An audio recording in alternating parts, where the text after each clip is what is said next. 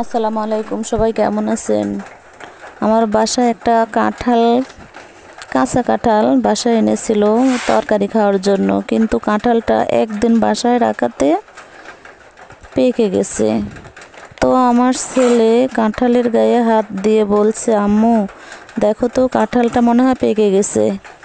আমাদের বাসায় সবাই পাকা কাঁঠাল খেতে তেমন পছন্দ করে না, শুধু আমার ছেলের বাবা খুবই পছন্দ করে পাকা কাঁঠাল খেতে।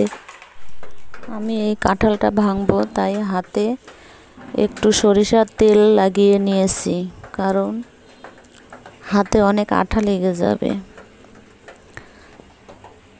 আমি এই কাঁঠাল একবারে উঠাবো না, একবারে উঠালে সব খেতে পারবে না, নষ্ট করবে।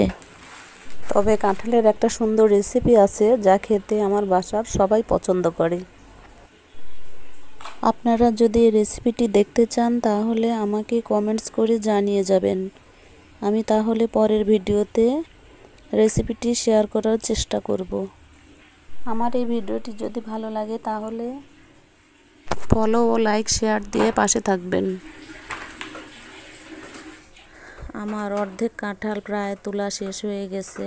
আমি মধ্যের মুচিটা সুন্দর করে কেটে ফেলে দেব, না হলে দেখতে অনেক খারাপ লাগবে। মুচি থাকলে দেখতে ভালো লাগবে না। তারপর আমি অর্ধেকটা পলিথিন দিয়ে সুন্দর করে ঢেকে রেখে দেব। তাহলে বন্ধুরা, আজ এ পর্যন্তই। সবাই ভালো থাকবেন, সুস্থ থাকবেন এই কামনায়। আল্লাহ হাফেজ। আসসালামু আলাইকুম।